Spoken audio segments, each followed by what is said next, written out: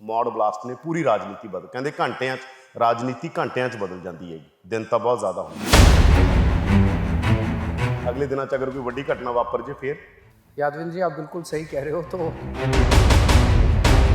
देख रहे हैं पंजाब में आप पर लगातार जो भी आ रहा है अटैक, आपने कहा भी कि मैं ही क्यों। राहुल गांधी जी आए, वो मेरे को गालियां दे रहे हैं, मोदी जी आए, वो मेरे को गालियां दे रहे हैं, बस और किसी को नहीं गाली देते। ऐसे लगता है जैसे ये सारे इकट्ठे हो गए, मिल गए और इन्होंने इकट्ठे होकर प्लानिंग करी है कि केजरीवाल को ठोकना है।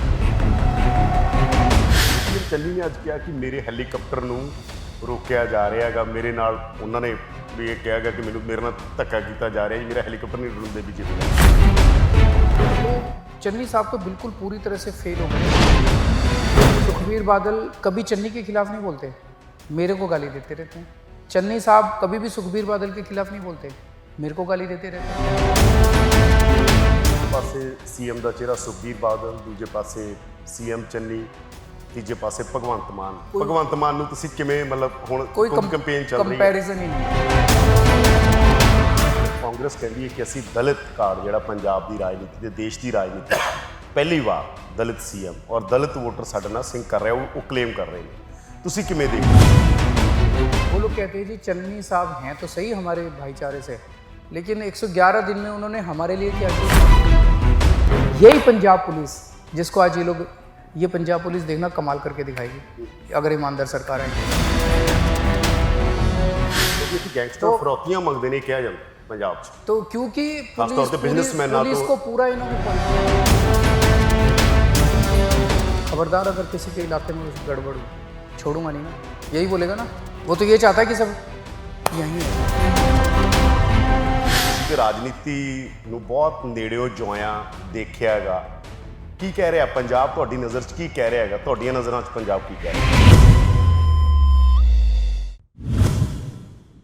ਪ੍ਰੋ ਪੰਜਾਬ ਟੀਵੀ ਤੇ ਤੁਹਾਡਾ ਸਵਾਗਤ ਹੈ। ਮੈਂ ਹਾਂ ਯਾਦਵਿੰਦਰ ਸਿੰਘ। ਰਾਜਨੀਤੀ ਕੋਈ ਸਥਿਰ ਚੀਜ਼ ਨਹੀਂ ਹੁੰਦੀ, ਲੋਕਤੰਤਰ ਵੀ ਸਥਿਰ ਨਹੀਂ ਹੁੰਦਾ। ਲੋਕਤੰਤਰ ਇਵੋਲਵ ਹੁੰਦਾ ਹੈ, ਰਾਜਨੀਤੀ ਆਪਣੀਆਂ ਨਵੀਆਂ ਪਰਿਭਾਸ਼ਾਵਾਂ ਘੜਦੀ ਹੈ। ਪੰਜਾਬ ਦੀ ਰਾਜਨੀਤੀ ਕੀ ਗੋ ਵਿਦ ਫਲੋ ਜਾਏਗੀ ਜਾਂ ਨਵੀਂ ਪਰਿਭਾਸ਼ਾ ਘੜ ਦੇਗੀ? ਸਾਡੇ ਨਾਲ ਅਰਵਿੰਦ ਕੇਜਰੀਵਾਲ ਨੇ, ਜਿਨ੍ਹਾਂ ਨੇ ਦਿੱਲੀ ਦੀ ਰਾਜਨੀਤੀ 'ਚ ਨਵੀਂ ਪਰਿਭਾਸ਼ਾ ਘੜੀ ਸੀ। ਸਵਾਗਤ ਕਰਦੇ ਹਾਂ। ਸਵਾਗਤ ਹੈ ਸਰ ਪ੍ਰੋ ਪੰਜਾਬ ਟੀਵੀ 'ਤੇ। ਸਰ, ਤੁਸੀਂ ਤੇ ਰਾਜਨੀਤੀ ਨੂੰ ਬਹੁਤ ਨੇੜਿਓਂ ਜੋਇਆਂ ਦੇਖਿਆ ਹੈਗਾ, ਕੀ ਕਹਿ ਰਿਹਾ ਪੰਜਾਬ ਤੁਹਾਡੀ ਨਜ਼ਰ 'ਚ, ਕੀ ਕਹਿ ਰਿਹਾ ਹੈਗਾ ਤੁਹਾਡੀਆਂ ਨਜ਼ਰਾਂ 'ਚ ਪੰਜਾਬ ਕੀ ਕਹਿ ਰਿਹਾ? हमें बहुत प्यार मिल रहा है जी लोगों का, और जहाँ भी जा रहे हैं लोग बहुत दिल खोल के स्वागत कर रहे हैं। और एक तो लोगों ने ये देखा है कि लोगों का ना राजनीति से विश्वास उठ गया था।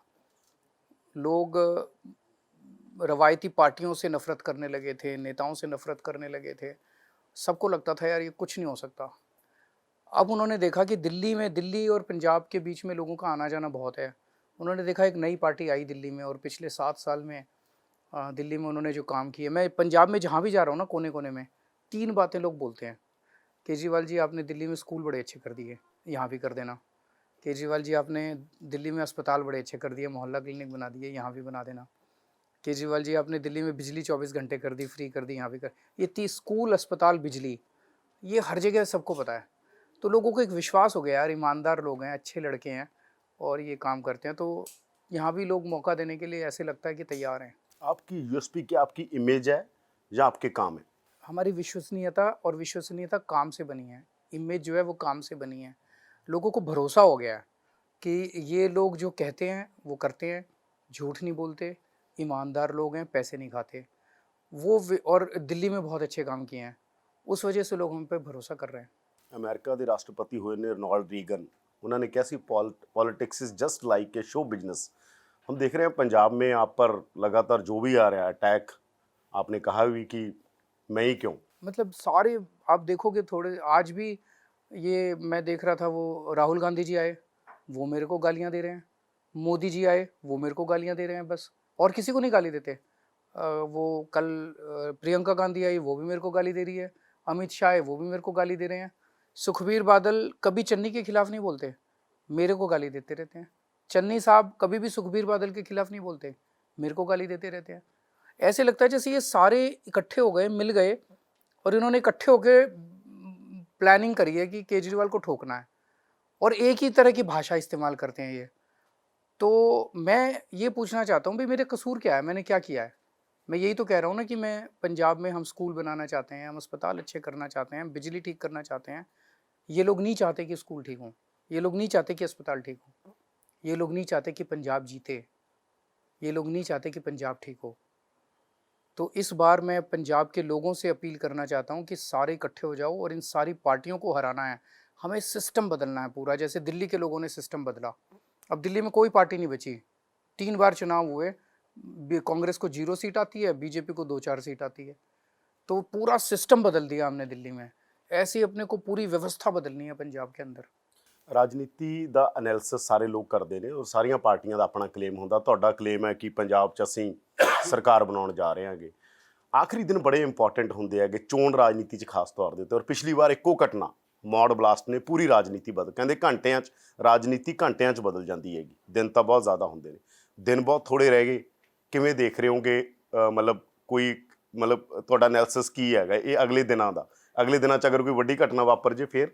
यादविंद्र जी, आप बिल्कुल सही कह रहे हो। तो फूक फूक के कदम रख रहे हैं और वाहेगुरु जी से, रब से प्रार्थना कर रहे हैं कि आखिरी मोमेंट पे कुछ हमसे गलती भी ना हो और कोई ऐसी अनहोनी घटना भी ना घटे। सामने वाले लोग बहुत ताकतवर हैं, बहुत ताकतवर हैं। तो वो फर्जी हमारे खिलाफ व्हाट्सएप पे भी, एक जैसे आपने देखा होगा उन्होंने चला रखा है 10, केजरीवाल ने बोला कि हम 10 साल पुरानी गाड़ियां बंद कर देंगे। हमने तो ऐसा कभी नहीं बोला। तो फर्जी जनता से मैं कहना चाहता हूँ कि हमारे को बदनाम करने वाली कोई भी अगर खबर आप व्हाट्सएप पे पढ़ो, उस पर यकीन मत करना। अपने केजरीवाल पे और अपने भगवंत मान पे भरोसा रखना। ਕੀ ਲੱਗਦਾ ਗਾ ਤੁਹਾਨੂੰ ਆਉਣ ਵਾਲੇ ਦਿਨਾਂ ਦੇ ਅੰਦਰ ਕਿਹੜੇ ਮੁੱਦਿਆਂ ਤੇ ਤੁਸੀਂ ਫੋਕਸ ਕਰਨ ਜਾ ਰਹੇ ਹੋਗੇ? ਕਿਹੜੇ ਅਹਿਮ ਮੁੱਦੇ ਨੇ ਉਹ? अभी तो मैं सब जगह एक ही बात बोल रहा हूँ, 1-2 बातें बोल रहा हूँ। एक तो ये कि अभी आप लोगों के सबके सर्वे ये दिखा रहे हैं कि 60-65 सीट आ रही है। तो इसका मतलब सरकार तो बन रही है, लेकिन बस मार्जिन पे है। तो मैं सबको ये बोल रहा हूँ कि 3-4 दिन रह गए, सबको मेहनत करनी पड़ेगी। और सारे जने अपने अपने रिश्तेदारों को सारे फ़ोन करो पूरे पंजाब में, और सबको बोलो झाड़ू पे डालें। अपनी गली में, अपने पिंड में सारे घूम जाओ एक बारी, बोलो झाड़ू पे डालेंगे। और चुनाव वाले दिन एक एक वोट पड़ना चाहिए, जितना ज़्यादा वोट पड़ेगा उतना आमद। हमें जनता से मेरी अपील है कि कम से कम 80 सीट देना, ताकि भगवंत मान के हाथ मजबूत हों, हम सब एक मजबूत सरकार चला सकें। ਸਰ ਕਾਂਗਰਸ ਕਹਿੰਦੀ ਹੈ ਕਿ ਅਸੀਂ ਦਲਿਤ ਕਾਰਡ ਜਿਹੜਾ ਪੰਜਾਬ ਦੀ ਰਾਜਨੀਤੀ ਤੇ ਦੇਸ਼ ਦੀ ਰਾਜਨੀਤੀ ਪਹਿਲੀ ਵਾਰ ਦਲਿਤ ਸੀਐਮ ਔਰ ਦਲਿਤ ਵੋਟਰ ਸਾਡੇ ਨਾਲ ਸਿੰਕ ਕਰ ਰਿਹਾ, ਉਹ ਕਲੇਮ ਕਰ ਰਹੇ ਨੇ। ਤੁਸੀਂ ਕਿਵੇਂ ਦੇਖ ਰਹੇ ਹੋ? मैं ਕਿਉਂਕਿ गया ਦਲਿਤ ਗਰੀਬ ਵੀ ਹੁੰਦਾ ਹੈ, बिल्कुल। ਦਲਿਤ ਦੀ ਵੀ ਕੋਈ ਇੱਕ ਆਇਡੈਂਟੀਟੀ ਨਹੀਂ ਹੁੰਦੀ। ਦਲਿਤ ਸਿੱਖ ਵੀ ਹੈ, ਦਲਿਤ ਵੀ ਹੈ, ਦਲਿਤ ਪੰਜਾਬੀ ਵੀ ਹੈ, ਦਲਿਤ ਹਿੰਦੂ ਵੀ ਹੈ। ਤਾਂ ਕਿਵੇਂ ਦੇਖਦੇ ਹੋ ਇਸ ਦਲਿਤ ਪੋਲਿटिक्स ਨੂੰ? मैं कई एससी भाईचारे के इलाकों में गया और मैंने उनसे पूछा। वो लोग कहते हैं जी चन्नी साहब हैं तो सही हमारे भाईचारे से, लेकिन 111 दिन में उन्होंने हमारे लिए क्या किया? उस टाइम तो उन्होंने अपने रिश्तेदारों के लिए किया। हनी को इतना पैसे कमवा दिया, करोड़ों रुपए मिल रहे हैं, और अपने रिश्तेदारों के लिए, भाई भतीजों के लिए तो खूब काम किया। हमारे को तो एससी भाईचारे के लिए क्या किया उन्होंने? एक ऐलान किया कि 5-5 मरले के प्लॉट देंगे, वो भी नहीं दिए। एक भी आदमी को नहीं मिला पूरे पंजाब में। तो वो तो कह रहे हैं कि वोट नहीं देंगे, पर फिर भी आपके चैनल के जरिए मैं एससी भाईचारे के सारे अपने लोगों से अपील करना चाहता हूँ कि बाबा साहब अम्बेडकर का एक सपना था कि इस देश के गरीब से गरीब और हर दलित बच्चे को अच्छी से अच्छी शिक्षा मिलनी चाहिए। 75 साल में इन पार्टियों ने कुछ नहीं किया। आज पहली बार एक पार्टी आई है जो दिल्ली में गरीबों के और दलितों के बच्चों को अच्छी शिक्षा दे रही है, बाबा साहब का सपना पूरा कर रही है। इसीलिए मेरी आपसे निवेदन है, जिस दिन वोट डालने जाओ अपनी आंख बंद कर लेना और अपने सामने बाबा साहब अम्बेडकर का चेहरा रखना, और ये सोचना कि आज वो जिंदा होते तो वो किसको वोट देते? केजरीवाल को वोट देते जो कि गरीबों के और दलितों के बच्चों को अच्छी शिक्षा देता है, या चन्नी साहब को वोट देते? ਤੁਸੀਂ आपको जवाब मिल जाएगा। ਤੁਸੀਂ ਡਿਸੀਜਨ ਵੀ ਲਿਆ ਕਿ ਇਹ ਕਿਉਂ ਲਿਆ? ਤੁਸੀਂ ਕਿਹਾ ਸੀਐਮ ਦੀ ਫੋਟੋ ਨਹੀਂ ਲੱਗੂ, ਡਾਕਟਰ ਅੰਬੇਦਕਰ ਦੀ ਔਰ ਭਗਤ ਸਿੰਘ ਦੀ, ਇਹੀ ਕਿਹਾ ਨਾ ਤੁਸੀਂ? इनकी मैं पूजा करता हूँ जी। बाबा साहब अम्बेडकर का जीवन अगर आप पढ़ो, आप यकीन नहीं कर पाओगे कि ऐसा व्यक्ति पैदा हुआ था। आप सोच के देखो, आज भी आपका परिवार है, आपके परिवार में जो बच्चे हैं, अगर आप किसी को कहो लंदन स्कूल ऑफ इकोनॉमिक्स में एडमिशन लेना है, ਉਹ ਦਿਨਾਂ 'ਚ हो सकता है? और आज तो इंटरनेट है, इंटरनेट पे जाओ आपको पता चल जाएगा एडमिशन कैसे होता है, फॉर्म कौन सा। 1915 1916 में कोई इंटरनेट नहीं था, उनको फॉर्म कैसे मिला, उनको पता कैसे चला? एक गरीब घर का बच्चा, गांव का बच्चा, छुआछूत, उसको क्लास के बाहर बिठाते थे, उस बच्चे को पता कैसे चला कि ऐसा कोई लंदन स्कूल ऑफ इकोनॉमिक्स भी है? उसको फॉर्म कहाँ से मिला? उसको अमेरिका की यूनिवर्सिटी से वो पढ़े, कोलंबिया यूनिवर्सिटी से, उनको पता कैसे चला कि ऐसी कोई यूनिवर्सिटी है? फॉर्म कहाँ से मिला? और फिर उन्होंने, उनके पास तो पैसा ही नहीं था, फिर उन्होंने वजीफे का भी इंतजाम किया, कहीं से पैसे का इंतजाम किया। लंदन स्कूल ऑफ इकोनॉमिक्स में जब पढ़ रहे थे, बीच में पढ़ाई छूट गई, पैसा खत्म हो गया, फिर वापस आए, फिर यहाँ पैसा कमा के जोड़ के फिर वापस गए पढ़ाई करने। मैं तो दंग हूँ। उन्होंने बड़ी जबरदस्त किताब द एनिहिलेशन ऑफ कास्ट हाँ, उस टाइम लिखी बताए, जात पात ਦਾ बिल्कुल, ਖਾਤਮਾ। जात पात के खिलाफ। ਤਾਂ ਤੁਹਾਨੂੰ ਕੀ ਲੱਗਦਾ ਜਿਵੇਂ अभी 25 फरवरी से बाबा साहब अम्बेडकर के जीवन को पूरी दुनिया को बताने के लिए दिल्ली में हम पूरी दुनिया का सबसे बड़ा शो करने जा रहे हैं। बाबा साहब के जीवन पे नाटक करेंगे। 25 फरवरी से 12 मार्च तक रोज 2 शो होंगे और इतना ग्रैंड है। 100 फुट की स्टेज बनाई है। ਪੰਜਾਬੀਆਂ ਨੂੰ ਸੱਦਾ ਦੇਤਾ ਉਹਦੇ ਚ सब लोग आओ। 100 फुट की स्टेज बनाई है, 40 फुट की रिवॉल्विंग एक स्टेज बनाई है। इतना बड़ा भव्य नाटक बाबा साहब की जिंदगी पे कभी नहीं हुआ। ਸੀਐਮ ਚੰਨੀ ਨੇ ਅੱਜ ਕਿਹਾ ਕਿ ਮੇਰੇ ਹੈਲੀਕਾਪਟਰ ਨੂੰ ਰੋਕਿਆ ਜਾ ਰਿਹਾ ਹੈਗਾ, ਮੇਰੇ ਨਾਲ ਉਹਨਾਂ ਨੇ ਵੀ ਇਹ ਕਿਹਾ ਗਿਆ ਕਿ ਮੇਰੇ ਨਾਲ ਧੱਕਾ ਕੀਤਾ ਜਾ ਰਿਹਾ ਜੀ, ਮੇਰਾ ਹੈਲੀਕਾਪਟਰ ਨਹੀਂ ਉਡਣ ਦੇ ਬੀਜੇਪੀ ਵਾਲੇ। अब ये देखो कि अगर केंद्र सरकार और राज्य सरकार आपस में इस तरह से लड़े, ਔਰ ਨਾਲ ਪੀਐਮ ਨੇ ਕਹਿਤਾ ਕਿ ਜੀ ਮੈਨੂੰ ਸਾਡੀ ਤੇ ਮੈਂ ਦੇਵੀ ਤਲਾਬ ਮੰਦਿਰ ਜਾਣਾ ਸੀ, ਮੈਨੂੰ ਜਾਣ ਨਹੀਂ ਦਿੱਤਾ ਗਿਆ। ਆਪਸ ਚ पॉलिटिक्स चल रही है कांग्रेस बस। अगर इस तरह से केंद्र सरकार और राज्य सरकार लड़ेगी तो राज्य की सुरक्षा कैसे होगी? मेरे को इस बात की ज़्यादा चिंता है। आज पंजाब में चन्नी साहब के कामकाज के दौरान लखनऊ में बॉम्ब ब्लास्ट हुआ, 2-3 बार बेअदबी की घटनाएं घट चुकी हैं। रोज़ टिफ़िन बॉम्ब आ रहे हैं वहाँ से, नशा आ रहा है वहाँ से, ड्रोन आ रहे हैं वहाँ से। तो चन्नी साहब तो बिल्कुल पूरी तरह से फेल हो गए हैं बॉर्डर साहब स्टेट को संभालने में। और वो चन्नी साहब कर क्या रहे हैं? अपने काम पे ध्यान नहीं देते, 24 घंटे उनसे लड़ते रहते हैं, झगड़ते रहते हैं। मेरा अपना ये मानना है कि जहाँ तक राष्ट्रीय सुरक्षा का और बॉर्डर की सुरक्षा का सवाल है, इसमें राजनीति नहीं होनी चाहिए। हमारी पार्टी की सरकार बनेगी, केंद्र में सब लोग जानते हैं कि हमारी उनसे बनती नहीं है, लेकिन राष्ट्रीय सुरक्षा के मामले में हम कोई राजनीति नहीं करेंगे, केंद्र सरकार के साथ मिलके काम करेंगे। वो बहुत जरूरी है। दिल्ली में आपने देखा होगा कोरोना पे मैंने केंद्र सरकार के साथ कैसे मिलके काम किया, सारे डिफरेंसेस के बावजूद। यहाँ भी केंद्र सुरक्षा के मामले में हम कोई कॉम्प्रोमाइज़ नहीं करेंगे। दूसरा, बॉर्डर से जो नशा आता है उसमें कहीं ना कहीं भ्रष्टाचार होता है। यहाँ के कुछ लोग मिल जाते हैं उनके साथ और फिर आता है। जैसे बॉम्बे बॉम्ब ब्लास्ट हुआ था, जब उसमें पता चला RDX कैसे आया हमारे देश में, कस्टम के कुछ अधिकारी मिल गए थे। तो अगर ईमानदार सरकार आएगी यहाँ पे तो बॉर्डर ज़्यादा सेफ होगा। ਇੱਕ ਤਵੱਕੋ ਇਹ ਵੀ ਕਰਦੇ ਆ ਕਿ ਪੰਜਾਬ 'ਚ ਖਾਸ ਤੌਰ ਤੇ ਕਿਹਾ ਜਾਂਦਾ ਜਿਹੜਾ ਹਿੰਦੂ ਵੋਟਰ ਆ ਪੰਜਾਬ ਦਾ, ਕਿ ਸਿਕਿਉਰਿਟੀ ਹੈ ਜਿਹੜੀ, ਉਹ ਕਹਿੰਦੇ ਸਾਡਾ ਬਿਜ਼ਨਸ ਵੀ ਗੁੱਡ ਆ, ਸਾਡੇ ਕੋਲ ਸਭ ਸ਼ਹਿਰੀ ਲੋਕ ਨੇ ਜਿਹੜੇ ਸਿਕਿਉਰਿਟੀ, ਕਿਉਂਕਿ ਪੰਜਾਬ 'ਚ ਤੁਹਾਨੂੰ ਪਤਾ ਪੰਜਾਬ ਦੇ ਦਿਨ ਕਿਸ ਤਰ੍ਹਾਂ ਦੇ ਰਹੇ ਨੇ ਅੱਜ ਤੋਂ 15-20 ਸਾਲ ਪਹਿਲਾਂ।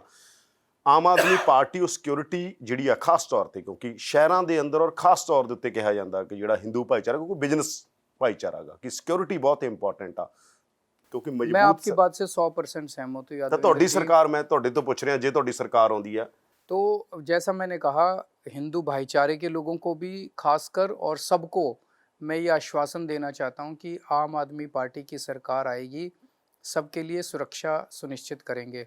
एक छोटा सा उदाहरण देता हूँ। एक बेईमान मुख्यमंत्री है, मान लो, वो अपने पुलिस अफसरों को बुलाता है, मीटिंग करता है। वो क्या बोलेगा? हाँ भाई तू कितना इकट्ठा करके लाया, हाँ भाई तू कितना लाया, यही तो बोलेगा। हर एक के इलाके के पैसे बंधे होते हैं और पोस्ट के SP के SSP के पैसे बंधे होते हैं कि पोस्टिंग के इतने पैसे। दूसरे तो जब वो करेगा तो वो तो नशा बिकवाएगा, फिर पुलिस वाला तो फिर तो वो गलत काम करवाएगा, फिर हिंदू भाईचारे के, सिख भाईचारे के सब सारे ही दुखी होंगे, सबके सुरक्षा खराब होती है। और एक ईमानदार मुख्यमंत्री है, वो जब सारे पुलिस वालों को एक तो वो किसी से पैसा नहीं लेगा पोस्टिंग का, सब ईमानदार लोगों को पोस्ट करेगा, अच्छे लोगों को पोस्ट, और फिर वो बुला के क्या बोलेगा? खबरदार अगर किसी के इलाके में गड़बड़ हुई छोड़ूंगा नहीं मैं, यही बोलेगा ना। वो तो ये चाहता है कि सब यहीं ऐसा रखे, ਕਿਉਂਕਿ ਇੱਥੇ ਗੈਂਗਸਟਰ ਫਰੌਤੀਆਂ ਮੰਗਦੇ ਨੇ, ਕਿਹਾ ਜਾਂਦਾ पंजाब च, तो क्योंकि खास तौर पे बिजनेसमैन पुलिस को पूरा इन्होंने पॉलिटिसाइज कर दिया। पुलिस बहुत अच्छी है, पुलिस में अच्छे कर्मचारी भी है, खराब भी हैं। अच्छे वालों को मौका दो ना, सामने लाओ सबको। आप इन्हीं पुलिस, दिल्ली में जब हमारी सरकार बनी, ये लोग कहते थे, सारे कहते थे कि सरकारी टीचर पढ़ाते नहीं है, सरकारी टीचर निकम्मे होते हैं, वो पेड़ के नीचे बैठ के स्वेटर बुनती रहती हैं, यही कहते थे। उन्हीं 60,000 टीचर्स ने आज दिल्ली के अंदर शिक्षा क्रांति करके दिखा दी। वही हैं, हमने बदले थोड़ी। यही पंजाब पुलिस, जिसको आज ये लोग, ये पंजाब पुलिस देखना कमाल करके दिखाएगी अगर ईमानदार सरकार आएगी तो। एक पासे सीएम ਦਾ ਚਿਹਰਾ ਸੁਖਬੀਰ ਬਾਦਲ, ਦੂਜੇ ਪਾਸੇ ਸੀਐਮ ਚੰਨੀ, ਤੀਜੇ ਪਾਸੇ ਭਗਵੰਤ ਮਾਨ। ਭਗਵੰਤ ਮਾਨ ਨੂੰ ਤੁਸੀਂ ਕਿਵੇਂ, ਮਤਲਬ ਹੁਣ कोई ਕੋਈ ਕੰਪੇਨ ਚੱਲ ਰਹੀ ਹੈ, कंपैरिजन ही नहीं है जी। इधर भ्रष्टाचार ही भ्रष्टाचार, और इधर ये दोनों की तो आप दोनों से जब पूछो तो मिल पूछ लेना कि आपकी टोटल संपत्ति कितनी है। इनको खुद ही हिसाब नहीं है, कितना स्विस बैंक में है, कितना कहाँ ऑस्ट्रेलिया में, न्यूजीलैंड में कितनी प्रॉपर्टियां बना रखी हैं। और एक ये है, इसकी 2012 में जितनी थी आज उस उतनी भी नहीं बची, वो भी कम हो गई इसकी, जो जितनी 2012 में भगवंत मान की संपत्ति थी। 20 ਤਰੀਕ ਆ ਰਹੀ ਹੈ, ਖਾਸ ਤੌਰ ਤੇ 20 ਤਰੀਕ ਲਈ ਕੀ ਕਹਿਣਾ ਚਾਹੁੰਦੇ ਪੰਜਾਬੀਆਂ ਨੂੰ? मैं 20 ਦੇ सबको ਦਿਨ ਲਈ ये कहना चाहता हूँ कि सर्वे दिखा रहे हैं कि सरकार बन रही है, 60 से 65 सीट आ रही है, लेकिन 60 से 65 सीट से काम नहीं चलेगा। कम से कम 80 सीट आनी चाहिए, तब एक मजबूत सरकार बनेगी। उसके लिए सबको मेहनत करनी पड़ेगी। 4-5 दिन रह गए, सारे जने फ़ोन उठाओ और पंजाब में जितने रिश्तेदार हैं सबको फ़ोन करो, दोस्तों को फ़ोन करो, अपने मोहल्ले में सबके पास जाओ, पिंड में सबके पास जाओ, सबको बोलो झाड़ू पे वोट पानी है। और चुनाव वाले दिन एक एक वोट पड़ना चाहिए, एक एक वोट पड़ना चाहिए, घर मत बैठ जाना। ਧੰਨਵਾਦ, ਬਹੁਤ ਬਹੁਤ ਧੰਨਵਾਦ ਜੀ। ਤਾਂ ਇਹ ਸਨ ਅਰਵਿੰਦ ਕੇਜਰੀਵਾਲ, ਜਿਹੜੇ ਦਾਅਵਾ ਕਰ ਰਹੇ ਨੇ ਪੰਜਾਬ 'ਚ ਸਰਕਾਰ ਬਣ ਜਾ ਰਹੀ ਹੈ, ਮੈਜੋਰਿਟੀ ਨਾਲ ਉਹਨਾਂ ਦੀ। ਉਹ ਕਹਿ ਰਿਹਾ ਕਿ ਪੰਜਾਬੀ ਸਾਡਾ ਸਾਥ ਦੇਣ।